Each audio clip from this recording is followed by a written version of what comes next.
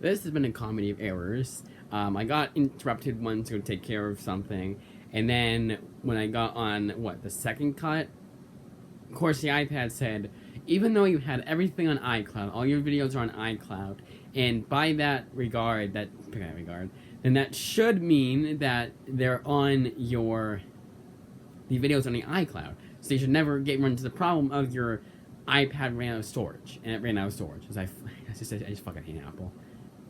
It makes no sense to me. Now, I don't think that's Apple's fault technically, but still, it should make it so it's on your iCloud.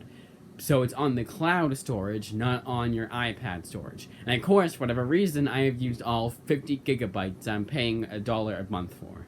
Now, upgrading to 200, which I probably should do, is only $3 a month, which is not that bad. And honestly, that's what I had at before. But I saw it was only 5, and I was like, oh, I don't need to upgrade. But then it went from 5 to 50 in like, a month or two? I think, if I'm not mistaken, it's going to showcase. Go away, dumb, junk emails.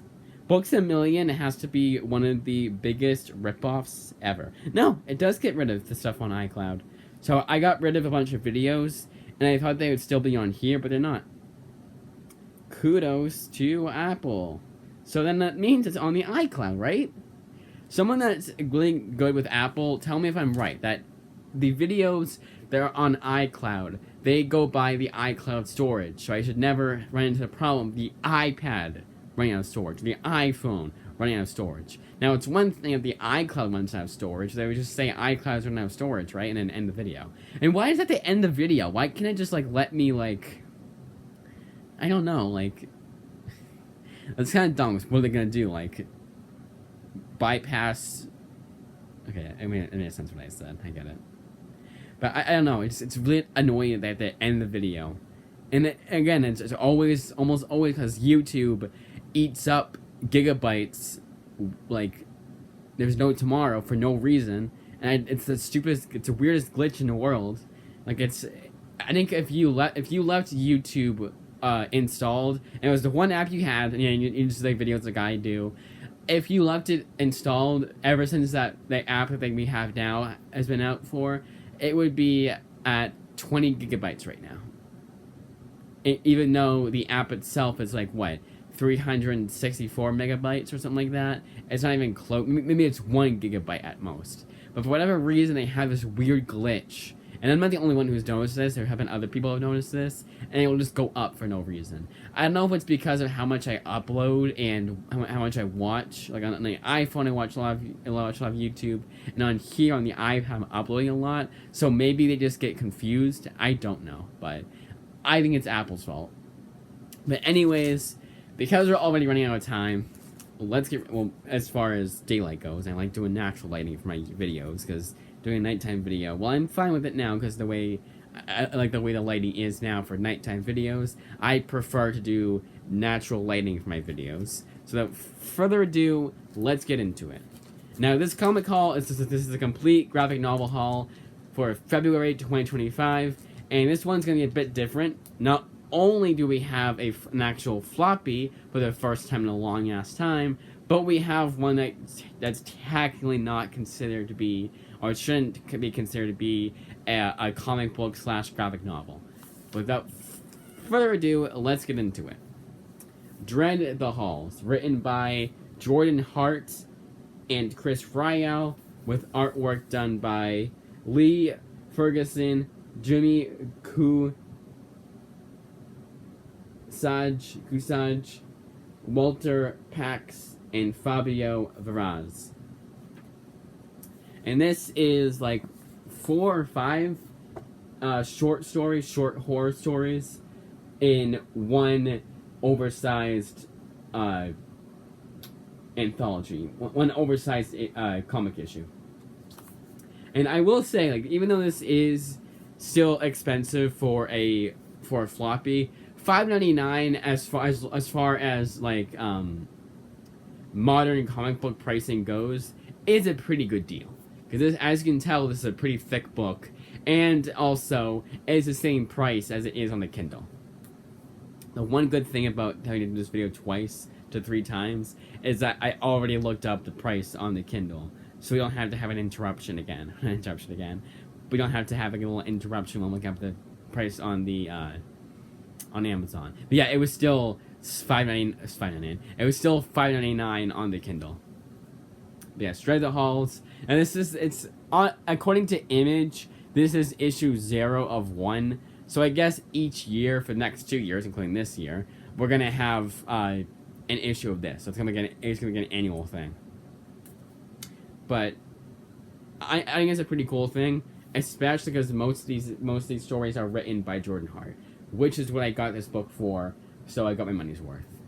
Now, yeah, I'm sure Christopher Ryell is a good writer, but I'm a completist, and I was like, oh, this is the only thing I need left from Jordan Hart. Perfect.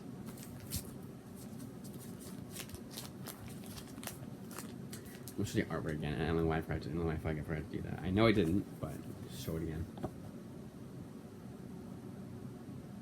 So yeah, I think the last time I got a floppy, not including the AOK unboxing videos, was probably like, what, 2022?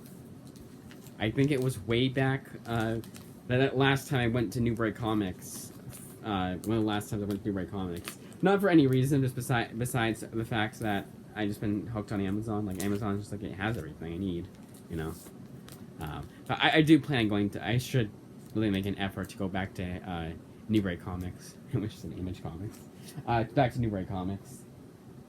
It's been way too long. I stacked this wrong. Wrong order. Technically speaking, it should not be there. It should be with the other thicker books. I know it doesn't matter, but it does to me. Alright, so stack that there. And stack this here. Alright.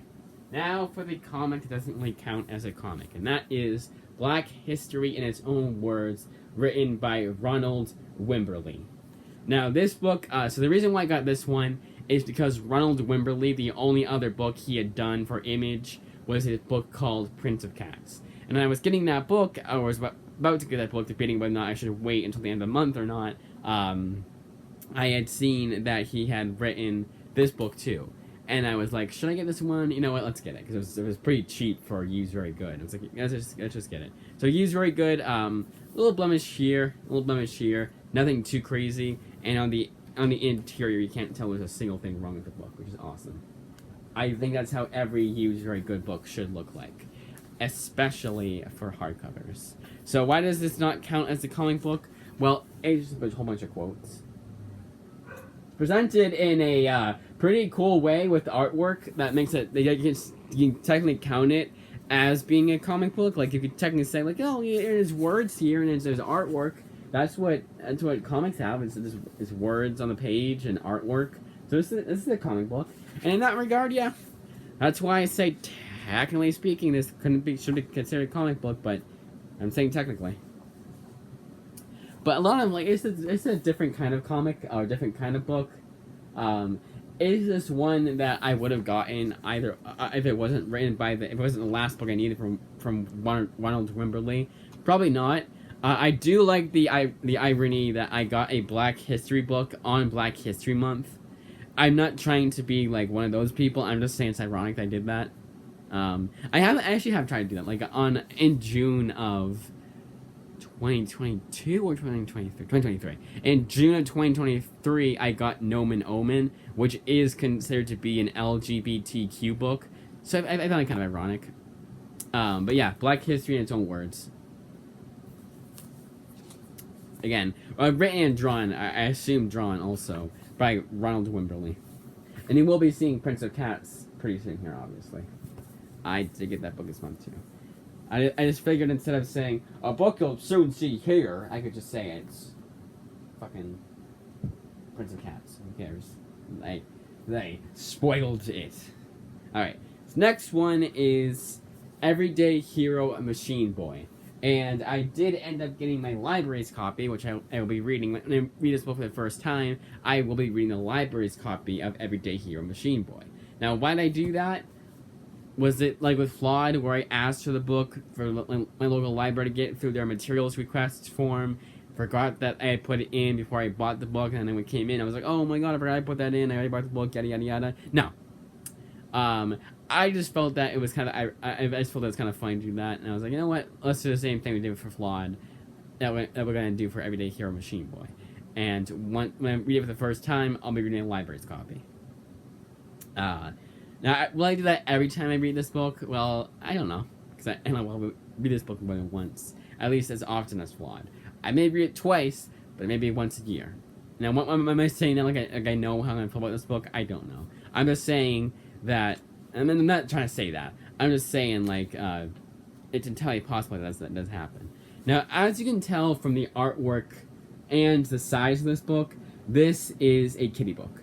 Now, the reason for why I don't tend to get many kiddie books from Image is because I don't want to clog my shelves or my comic halls with a bunch of kiddie books.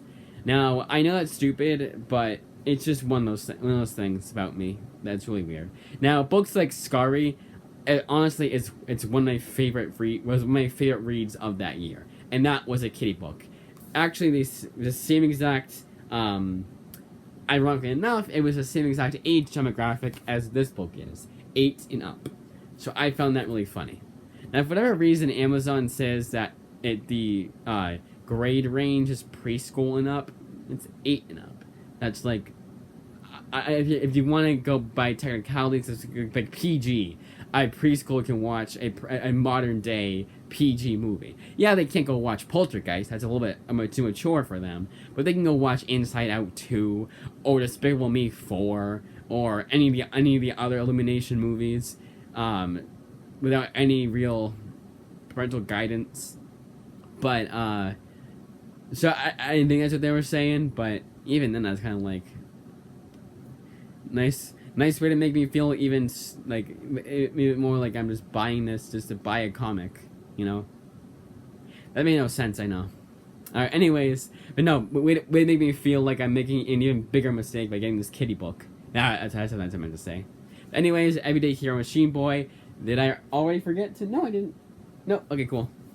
I thought I forgot to do the credits page for the last 2 books. Like, I didn't say who wrote Dread the Halls, or who wrote Black History in its own words, but I did. Now, Everyday Hero Machine Boy is written by Irma Navilla and Treviong, and also drawn by both Irma Navilla and Treviong. The point I'm trying to make with that, and why I'm being so quizzical, like this, is because of the fact that there is no way of knowing. Because Image Comics, for whatever reason, every now and then, it's very rare, but every now and then, they will not say who the writer is and who the artist is. No, I don't know why I don't know why that's the case. So, that's what it does. It just shows their 2 names. Now, sometimes, I think that they're trying to say, this makes sense just to do this, but even then you should still say who the artist and who the artist and author is, even if it's both of them. I think they're trying to say that it's both Irma Navilla and Trudy Young who write and draw this book. I did already show the artwork, and I'll do it again. Why not? It does look pretty interesting though. Like flipping through the artwork, it did look pretty interesting. Definitely, again, like I said, Scary ended up being my favorite reads of that year that I first read it. So maybe that will be the same with this book. And I own both Scary and Outpost Zero. And Outpost Zero I really only bought because of the novelty that it's the same dimensions as Scary. And yeah, I didn't exactly love it, but might as well own it because again, it's a book that that the library had and I liked so much, or was significant enough in Outpost Zero's case that I felt the need to own it myself. And you'll soon be seeing a book that's exactly that. A book I liked so much that I bought it myself. Now, technically, Everyday Hero Machine Boy could be significant enough. Well, technically. And now, will Everyday Hero Machine Boy be in a significant side or in the so good that even though the library had it, I had to own it myself category? Only time will tell. But anyways, let's get on with it. Next two books is the same series, and that is Ava's Demon, Book 1, Reborn, and Book 2, Aftermath. Written and drawn by Michelle Fuse. I'm gonna say it's Michelle Fuse, not Fuse. I'm pretty sure it's Fuse. It's F-U-S. It's Fuse without the E. And then one comparison that Amazon made in their little description on on their description page for this book was that it's like for fans of Lore Olympus and Teen Titans Raven. Now, I definitely would say this is very reminiscent of Lore Olympus. Has almost the same like lettering as does Lore Olympus. The artwork just screams Lore Olympus, in my opinion. So I had to have this book. I really loved Lore Olympus, and it was a book that I was kind of skeptical about buying myself. And I was like, should I get this one, or should I just wait till book 3 comes out? Because it looks like we're getting a book 3, but no lessons have come out yet. It is based on a webcomic, and webcomics are always super confusing, because for whatever reason, this one, and there's another webcomic series I've been thinking about getting for the longest time, and I'll probably get either next month or whenever, but even then, I'm not too crazy with the artwork in that series. But if I do end up getting it, it's going to be very confusing, because you can't, with that site and Ava's Demon site, you can't tell when the most recent storyline came out, when the most recent chapter came out. It doesn't say chapter 79, release date of September 2024. No, it'll just say, like, maybe not even chapter 79. It'll just say whatever. It's weird. I'll check again when I'm done uploading this video, and I'll say whether or not there is. It's looking like we're gonna get a chapter 3, or a book 3, but I don't know. Point is, I got these books. Now, the best part about this book is the pricing. The best advertisement for getting this book, if you're skeptical to get it, like, yeah, I also like Lore Olympus. But the artwork is good, but the story just, I read the back of the book, and I wasn't too, like, sold on it. But I do maybe want to get on the fence if I'm not going to get it. Well, this is a thick book, and it's not as tall as your average graphic novel size. It is actually wider than your average graphic novel size. Now, the other thing is, and then the price for this book is $17.99 for a book that is over 300 pages long, full color and everything. One little side note is that there's a lot of shelfware. That's the way that this book came in. And this is what I mean by shelfware. This is what shelfware means. It's like, because you're putting it often on your shelf like this, and it's gonna brush up against your little your shelf. And maybe if you have it polished, it won't happen. But even then, I think it will happen. And I don't mind that. It's whatever. But that will eventually happen to your books. Now, if you're careful like I am, it shouldn't get much worse than this.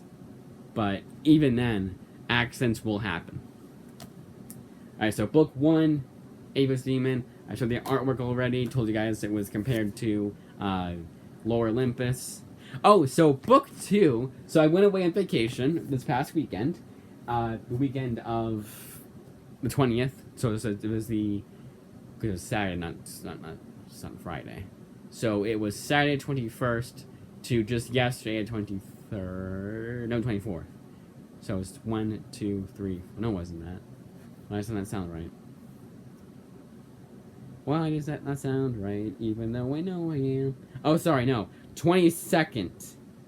Because Thursday was the 20th, not Friday, like I thought it was. So the 22nd of February to the 24th, we were away on vacation. And on the 22nd on Saturday, Ava's Demon Book 2 was supposed to come in. Already a day late, for no reason. It was coming from the same place that Ava's Demon Book 1 came from, and Radiant Pink, a book we soon be seeing here. Both coming on Friday, 1 day shipping. And they both Radiant Pink and Book 1 Ava's Demon had, like, we were going really fast. They got shipped really fast. They were, like, rushed shipping, because that's what Amazon is, and I love that about them. So one thing I will always give credit where credit is due to Amazon. So already a day late for Ava's Demon Book 2. Then the Amazon driver decide to be a fucking asshole and be like, hey, your driveway's too icy. Yeah, bullshit. Every other Amazon driver has had no problem with the driveway, and he was just being an asshole about it. And I was like, nope, we can't bring your book. It's like, well, thank God I won't be there tonight or tomorrow night, so just wait a day, whatever. And then they got up the next day just fine. Like, I was watching them on the ring because I wanted to make sure they got up the driveway that next evening, and they got up just fine. And then they got up just fine on Monday when I got another book, and then today when I got the last 3 books for the Comic Haul for February of this month's Comic Haul for February 2025.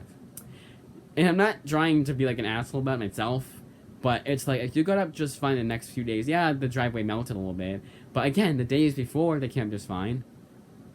But also, actually, to be fair, on Friday, they didn't got the driveway.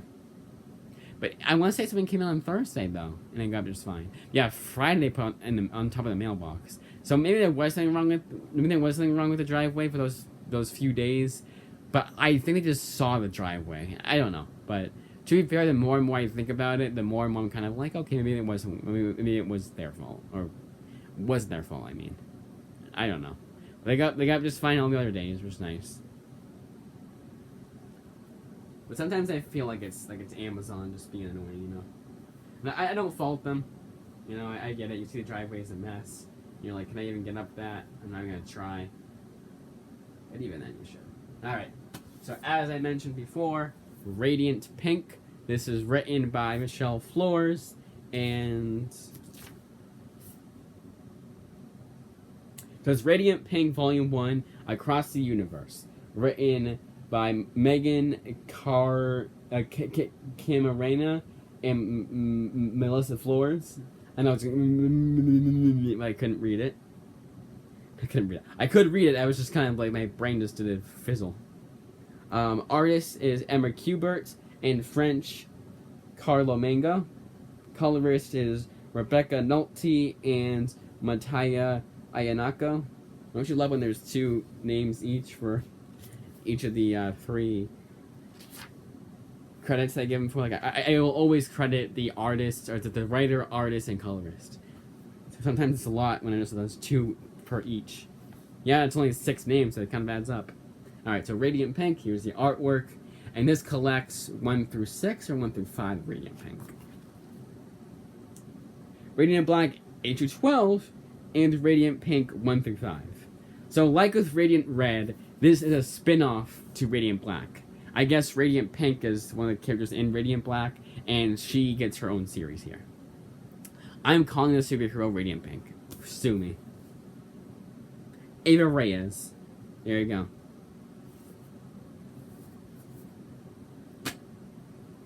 Artwork. Okay.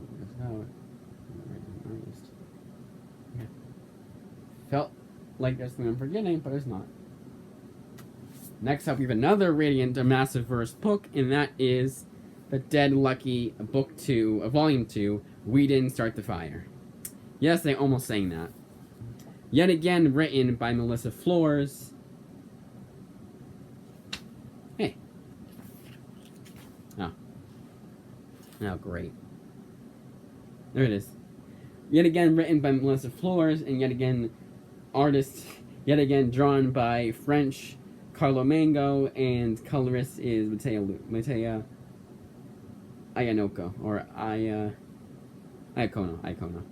Color assistant is for issues 11 and 12 is Luca Mattioni. And this one collects 7 through 12 of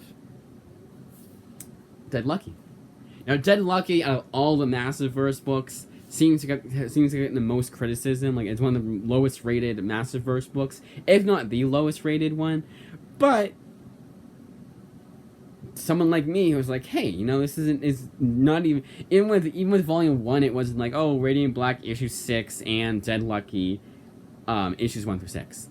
So it was like, oh, okay, so this is its own thing. Nice. So I can read this without having to know what's going on in Radiant Black. I know it's stupid, but it's like, you know what? When I get it. And it was also $10. And I was like, I just needed, I think this book has been, so Volume 1, the series has been out for so long that Volume 1 was out like 2 years ago, and I had like a $40 gift card or something like that. It was something like that. I had $40 for spending, or just allowance at that point. And I was like, you know what? Let's try and get the most for that $40. Let's get the most for $40. And I had like $10 left over. I was like, oh, Dead Lucky, let's get that. So artwork for Dead Lucky. Again, like I said before, when I just have Volume 2 and not Volume 1, I will show off the artwork of Volume 2. I didn't do it for Ava's Demon because I had both books 1 and 2 that I bought this month. So that's why I don't show the artwork of Volume 2. The reason why I don't do that is just in case there's a spoiler, even on the first 2 pages of Volume 2. So here's Dead Lucky, Volume 2. I already went with the artists, we know with the writers. We're good. Alright. Ghost Cage, written by Nick Dragata, also drawn by Nick Dragata, and written by Caleb Gollner. Now, Nick Dragata, so this is in black and white, so there's no colorist, and this collects 1 through 3 of Ghost Cage. There's one that I'd seen on Amazon for the longest time, but just kept forgetting it was out. Okay, it's out. Just kept forgetting about it, like, every single time. Even though there were some months where I had $16.99 to spare, and I could have gotten this book. Like, last month I could have gotten this book instead of getting Underground, the Image Comics printing, and Genius. The memoirs of a very stable genius. Still glad I got both those books, and I probably would have rather gotten those 2 instead of, you know what I mean, gotten those 2 last month than this month. But still, I think there was, but anyways, I remembered it, and I was like, alright, we're getting it this month. Let's put it on our shopping cart so we don't forget about it. Save for later, of course, but somewhere where I'm gonna know about it. Somewhere I'm gonna forget about it regardless. Product placement.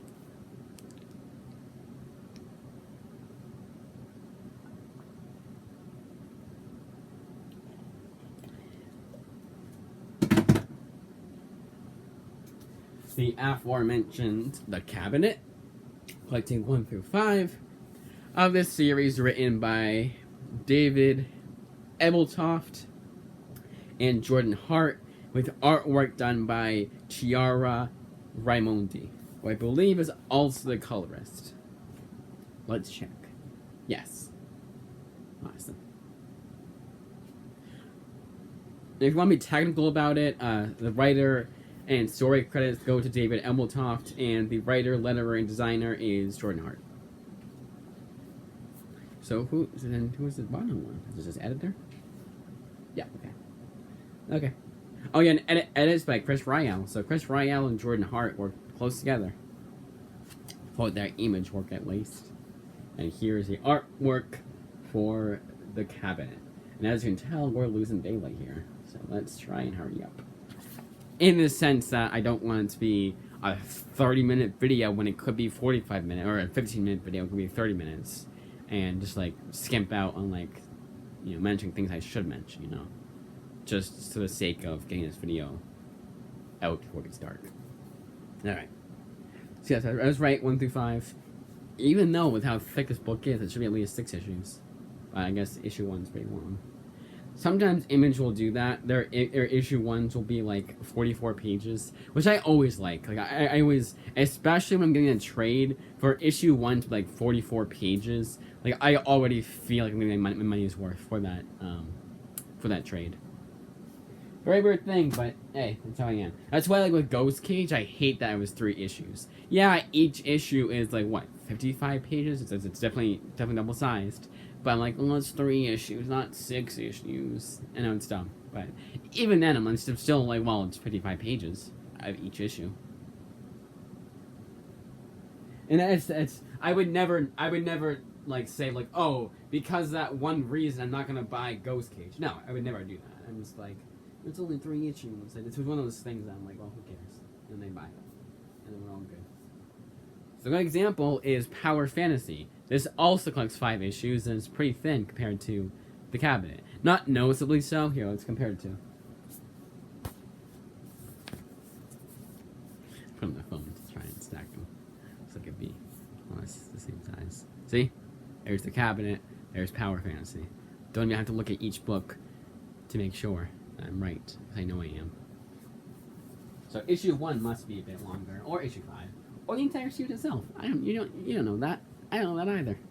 I don't know why I said it like that. Alright, so Power Fantasy, written by the unbeatable, one of the best writers of comics nowadays, or just, honestly, I would just say in the past 10 years, Kieran Gillen. With artwork done by Casper Windjard, and I think he also has the colors. He must. It doesn't credit him as being anything more than the artist, and everything down after that is letterer, designer, and editor. So nothing but colorists. So I guess it's just Casper Windjard. Then here is the artwork for Power Fantasy. Yet again, because I'm just reminded of this, of a comment I got. Speaking of comments, was this kind of talk about comments? I don't remember. What are tissues? Damn it. Oh, is it my backpack? Alright, so I hope you guys can hear me when I'm not being shown on the camera. Yeah, I did put my backpack. Here we go. So the artwork. So a comment I got a while back. See, I decided I didn't want to show myself blow my nose on camera. I think all of you are glad I'm not doing that. Anyways, so a while back I got a comment, and the commenter said something along the lines of, "Oh, why aren't you showing more of the book?" It was something like that. I'll find the actual comment. But the reason why I don't do that is, you should show more of the book. And the reason why I don't do that is because I don't show the artwork for Volume 2. I don't want to show spoilers to the fucking book. I don't want to show the end of issue 1, have be a huge spoiler, and spoil the book for both myself and everybody watching the damn video. So, that's why. Now, I'm not mad at the commenter, obviously. I'm actually happy I got a comment, even if it was something like that was obviously... I actually have explained this several times. Maybe it wasn't on a specific video. It's like one of the rules of every video is everyone's first video. He obviously did not know that. So, willing to give him the benefit of the doubt. Not blaming him whatsoever, obviously. But that is why I do that. Why I don't show more than that one part of the book. That 2-page spread. So yeah, 1 through 5 of Power Fantasy. It is an ongoing, so it is $10 for Volume 1. Which I think is really cool. And is it Kieran Gillen's first superhero comic for Image? I wonder if it is. Probably not. I know Die was Robert Kirkman. I know Die was fantasy, almost like in the same realm as Wicked and Divine, which is like modern fantasy. Die was technically modern fantasy. Ludocrats, I think, was also fantasy. Ludocrats is a weird comic. Flipping that artwork is really strange. Historical fiction for 3. What else has he written? I know there's one more than that. I don't know, but maybe. I just feel like this genre of superheroes is one of the most like congested genres of all time, and I get why. But it's just like when I hear there's a new superhero comic coming out, I'm like, I sleep. Even if it's written by Kieran Gillen. Yeah, okay, kind of weak, but... And it's like, I wouldn't not get a book if it was superhero, but it was kind of like, oh, well, I mean, I could get that book, but this author, I have no idea who he is. And he's also written a bunch of other stuff for Image. I'd have to get all the other stuff he's written for Image. And not get these books that I've been putting off for ages. Or I could get these books that I've been putting off for ages. Yeah, and in fact, let's just do that, you know. The other way I'm that way is if it, like, one's out of stock, like out of print. Like, I want to get everything that Joe Kelly has written for Image, but there's one book that's out of print and it's $80 to get it, and that's the best price you can get at. Maybe other places would have a cheaper price, but I doubt it. I don't want to look. I don't want to do that again. All right, next book up is John Zur Platten's Silverlake. Now, I thought that with St. Mercy Godland, this was the last book I needed from John Zur Platten.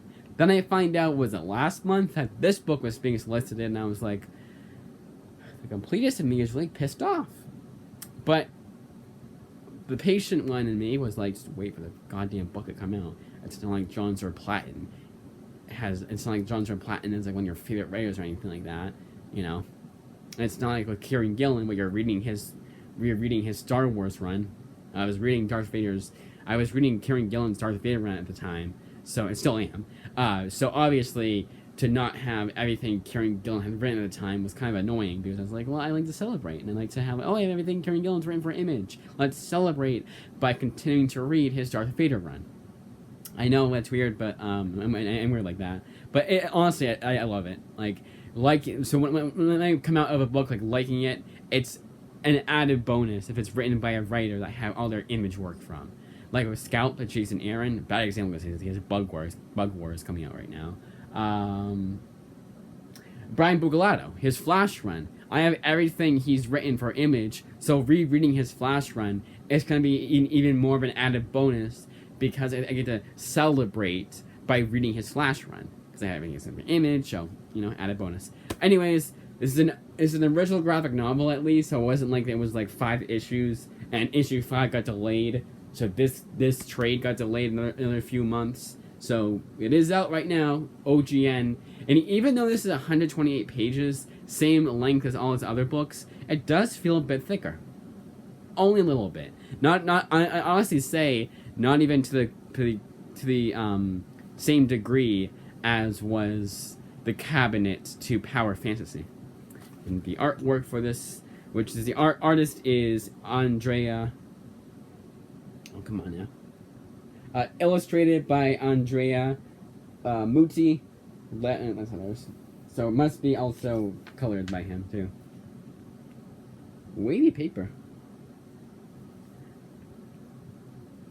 This does talk about chapters, and John Zur Platten loves doing his 4-issue series, because even his original graphic novel, and it being 128 pages, because even his original graphic novel is 128 pages, and this one's 4 chapters. It's kind of ironic, if you ask me. And here is the artwork for Silverlake. So yeah, I'm going to try and show it off here. No, I can't really show it off. But the pages are pretty wavy. It's weird. I think it's because of the paper that they use. Not bad paper, but just the paper they use makes it a little bit wavy. Oh, and it's a little bit bent. But this best thing, so the reason why I have my shelves so tight is so this turns to this, like how the trade should be. It's kind of a bad example to do like this, but like how trades should be is to be flat. And when I have them squeezed together, it'll go from warped to flat eventually. Takes a little while. Takes a little while, but eventually it will go from warped to how it should be, how it should look. Oh, and another thing. So I'm looking at the camera. I am looking like this sometimes. I'm cross-eyed, so that's the way it happens sometimes. I'm gonna try not to be like this. Oh, so next book is this book. No, I'm gonna try my best to go like this. But I will catch myself sometimes being more like this and like this. Another thing about me that I have been criticized about, and to be fair, it was a valid criticism, because the person did not know that I was cross-eyed. I think it has to do with my cross-eyedness, because I'm not doing this on purpose. Anyways, so we did that one, show the artwork. I just keep feeling it was something I forgot to mention. I don't know why. How long has this video been, by the way? Nice, 39 minutes. I love these videos. When I'm showing off some spoilers, this is 17 books, no, 16 books total, including the floppy. So if I'm talking about each book for roughly 2 minutes each, this video should be at least 36 minutes long. And we're already at 40 minutes. So I consider this to be an epic win. Yes, that was said ironically. Self-Help. Written by, written by Owen King and Jesse Kellerman. Now, Owen King, does he even get a... This is a New York edition bestseller. they're definitely making fun of the #1 New York Times bestseller. This is #1 New York edition bestseller. Or maybe they're not making fun of that fact. Pretty sure they are. Alright, so... yeah, it doesn't say who's who. It just says a King and Kellerman and Iagazani comic. With Fabiana Mazzuccolo, Ian Chalgren, and Chris Ryall. Oh my god, Chris Ryall. Oh, okay, this is his little, so I don't know if you can see it on here. So this is his publishing company. Chris Ryall's publishing company with Image. You know how there's Image Comics Skybound? Well, this is his Skybound. Still from Image, but also published by his own little publishing company instead of Image. So he gets credits for even the book he wasn't involved in. Like, well, I can't say if he's involved with every book, but he can't be. I don't know, 3 books. Actually, all 3 of them didn't come out the same month, so I'll shut up. Paul Tremblay. I wonder if he's Jacob Tremblay's father. Alright, so here's the artwork for Self-Help. And this is a 5-issue miniseries. Now, I was debating whether or not... I was very skeptical to get this book, because I was like, I'm going to buy this book, and next month, issue 6 is going to come out. Now, why did I get Power Fantasy if I'm the same way? Well, I figured, you know what? I have all the trades, all the collected editions that Kieran Gillen has done for Image. That's what I count. Because I'm not going to get the individual issues of Power Fantasy as they come out. No, I'm going to get the trades as they come out. So by that regard, I will have everything I need for Kieran Gillen in collected edition format. But even then, I was kind of like, well, issue 6 is going to come out, isn't it? But no, it's a 5-issue miniseries. Now, does it say it here? In tradition of the Big Lebowski and the Long Goodbye. That's kind of funny. I'll put in the back here. Big Lebowski I have watched. It's been a long time. Sometimes I will watch a movie, and the more time that I haven't watched it, the more I forget. But then something like The Perks of Being a Wallflower, it has been 2 years, and I still remember that movie. I think it was yesterday. Yeah, I've also watched The Perks of Being a Wallflower, it's my favorite movie, several times. But it wasn't like I watched it several times, like, within the span of a year. It was within the span of, like, 2 to 3 years. Sure, it was, like, 14 times, so, 7 times a year? Spread throughout those 12 months, but still. A lot of times. There's my recommendation for you guys, if you've not seen it yet. Alright, so it doesn't say anything about collecting issues 1 through 5 of the 5-issue miniseries. But I will make sure that this is... I know what it is. Why am I even looking at it again? It's not that. Then we have the Complete Darkness. Speaking of darkness, hey.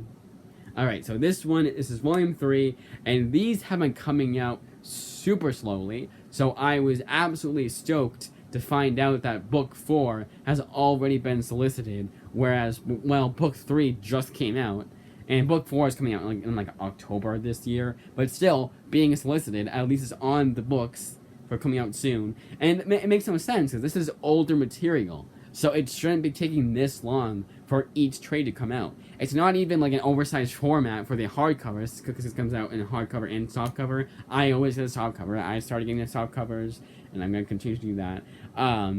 But the hardcovers are not even oversized, so there's really no excuse.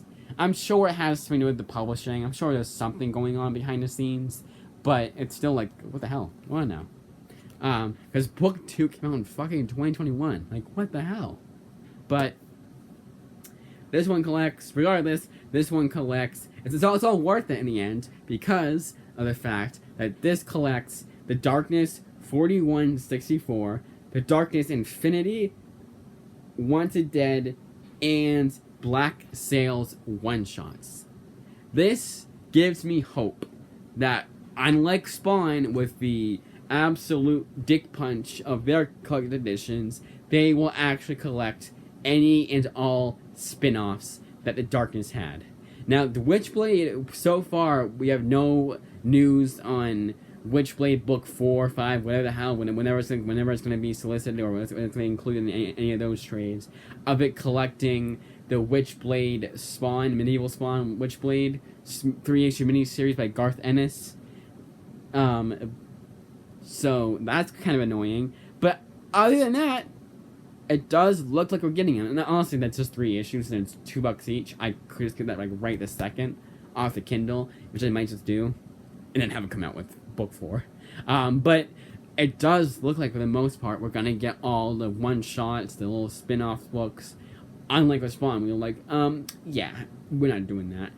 Even though there's 20... Well, and here's the thing. Spawn has 20 million spin-offs coming out every year. There was yet another one announced for next month. I'm like, are you absolutely insane right now? Are you kidding me right now? It's absolutely insane. Yeah, I'll never get into Spawn. Never, ever, ever. That's why I say, like, oh, Ale Scott has written a Spawn book. Well, I don't need to get that book because I don't count Spawn as being something I need to have everything that this writer has done for Image. As far as I'm concerned, Spawn does not exist. And if it does, it's from Dark Horse. I'm a completist. Sue me. Oh, artwork. Artwork for the complete darkness. Damn good artwork. Oh, and the writer. Maybe I should do that too. I'm so caught behind the presentation. Alright, so. Hello. What the hell are you doing? What the fuck? Really? No credits page. It is created by and cover art. I know you can do it. Created by. And then you have cover art, first edition book design, and first edition edited by. That's it. Because I didn't get the actual book itself. Nothing in the back, right?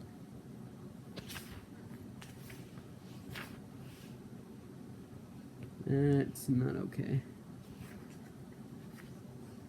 I know Brian Bucalato does one. I know Paul Jenkins writes books here. Okay, here you have it in the back. I'm just going to go over the writers, because there's a bunch of names here. You got Scott Lobdell, Frank Thierry, Ron Mars.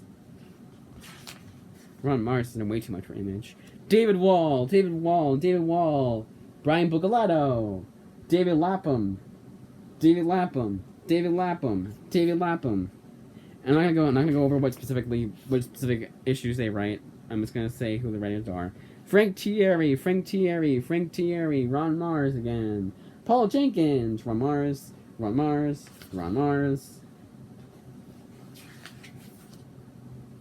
Paul Jenkins, and Paul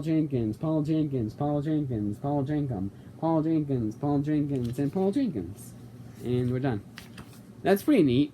They tell you like each issue, who writes each individual issue. That's cool.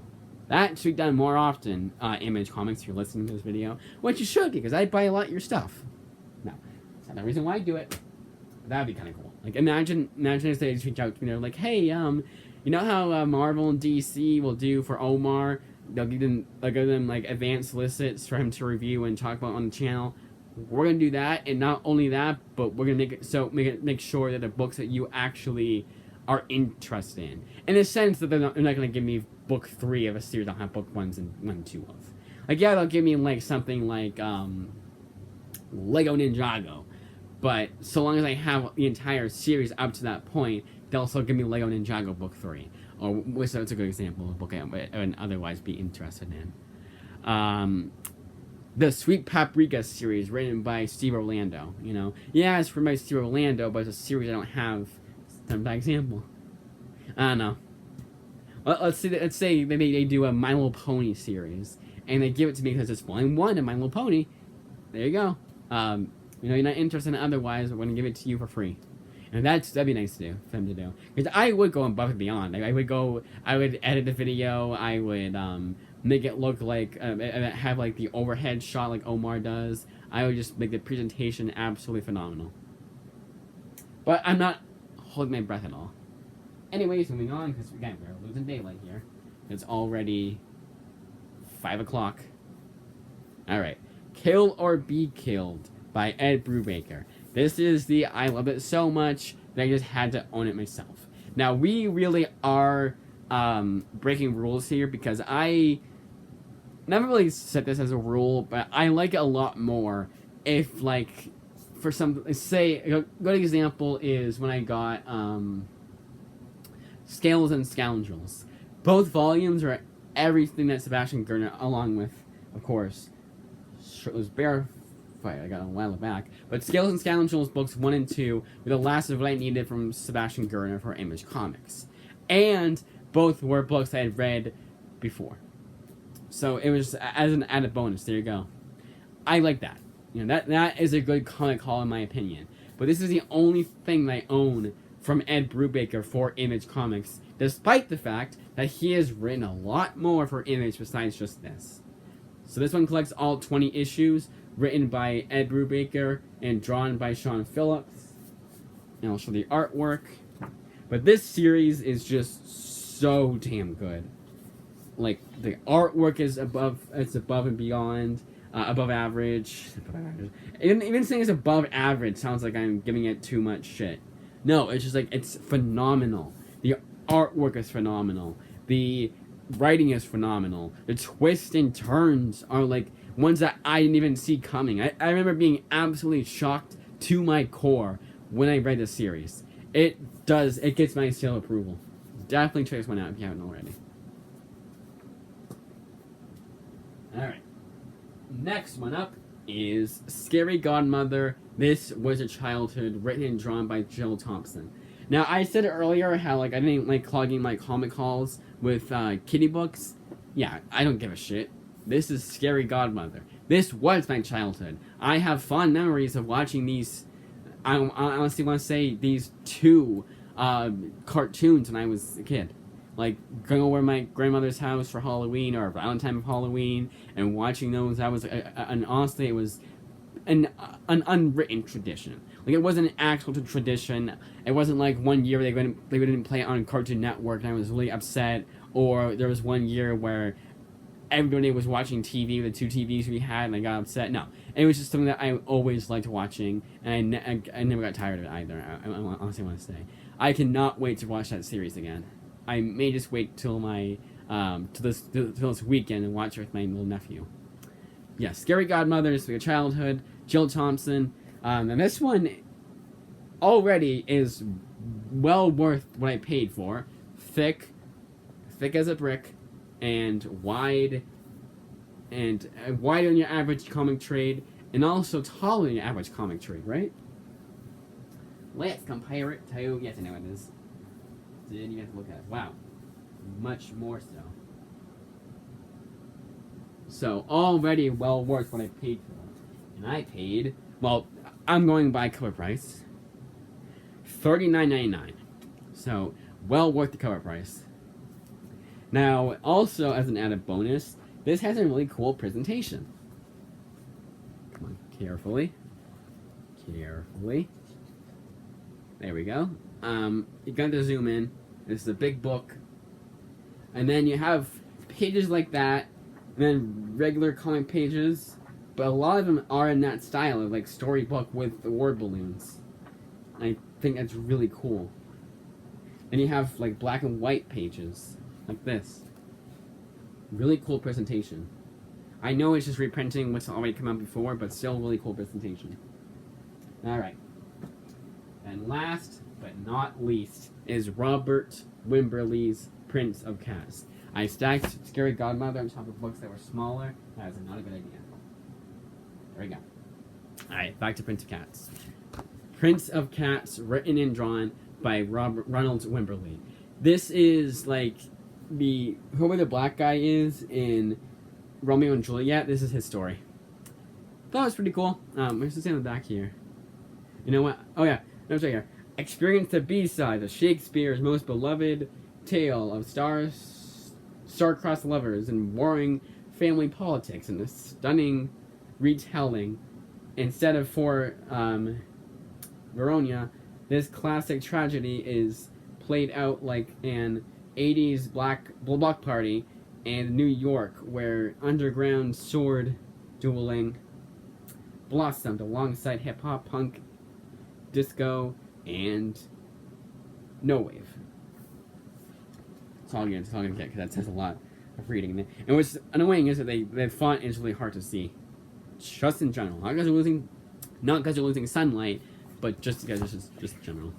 What's really nice is that the way that I have my windows is, even though it's pretty dark out, like somewhat dark out, it's not that dark because of the way the windows are. Honestly, if there was a way that I could like get a skylight in here, that'd be awesome. That's the only thing missing from this room is a skylight. And I could have like, well, actually, I don't have a curved roof right here. But if they did have a curved roof, we could have one on one side and one on the other side. But I think one big one on the top would be awesome. Of course, I'd be paranoid that the snow would make the roof go, make this window go, and then that would be a really rude awakening. Alright, Prince of Cats artwork. Here's the artwork for Prince of Cats. Yeah, this one just had to have. This one was brought to my attention thanks to a post on Comic Pop's community post on their YouTube channel, which what we're allowed to do now is, if you're subscribed to Comic Pop, you can make your own community post that will be seen by every single subscriber of Comic Pop. That's awesome. That's a great way for people to be like, hey, here's some comics that come out. Hey, here's what I noticed in this most recent issue, a most recent video of back issues. Hey, here's some comics I picked up. Hey, here's a book that everyone can check out, you know? Like, anyone can do that. And it's really cool. A really nice way for a community to come together. And that, as I say, is that. So I'm going to count up again. I'm pretty sure it's 16 total, including the floppy. 1, 2, 3, 4, 5, 6, 7, 8, 9, 10, 11, 12, 13, 14, 15. Yep, 16 books total, including the field day. Next month, it'll probably be around the same amount. By April, we're going away on vacation, and it's like the 26th of April to May 3rd. So when I order them on the 20th, I probably won't be able to do it earlier. I probably won't be ordering from third-party sellers. So it'll all just be Amazon Prime themselves. And because Amazon is not the best at making their books, you know, any less than cover price, it will be more like maybe 10 at most. And I don't mind that, depending on what comes out. You know, if it's a bunch that's coming out, and I'm like, damn it, I could have gotten everything I wanted if I just was fine with being it from a third-party seller. No chance of that. But anyways, that, as I say, is that. Already almost an hour long video. Alright, you know what I'm gonna do? We're gonna make this video an hour long. No, we're not.